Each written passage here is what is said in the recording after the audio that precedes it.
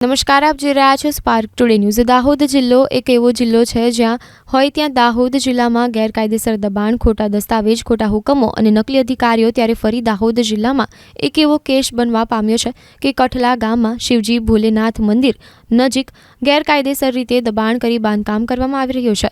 તેને લઈને કઠલા ગામના લોકો દ્વારા તલાટી કમ મંત્રી તેમજ સરપંચ તેમજ તાલુકા વિકાસ અધિકારી શ્રીને લેખિતમાં રજૂઆત કરવામાં આવી છે।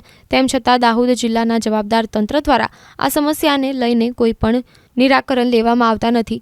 ફળિયાના કુવા નજીકની ખુલ્લી જમીન જેમાં ગેરકાયદેસર બાંધકામ કઠલા ગામના ઈસમ દ્વારા કરવામાં આવેલ છે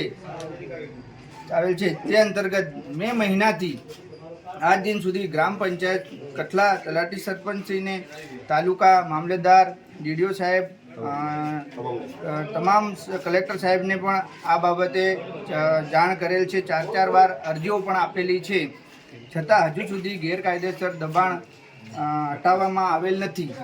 આ બાબતે અમે આજ રોજ રામધૂનનું કાર્યક્રમ રાખેલું છે। આ કાર્યક્રમની જાણ અમે તલાટી સાહેબને અને સરપંચ સાહેબને અગાઉથી કરી હતી, છતાં પણ એ લોકો આજ સુધી અહીં આજે રામધૂનમાં હાજર રહ્યા નથી।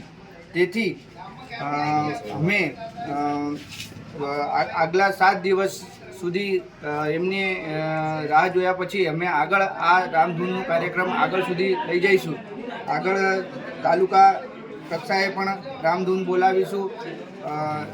ગામના મહિલા, બાળકો, વડીલો મોટી સંખ્યામાં હાજર રહ્યા છે આજના કાર્યક્રમમાં। તો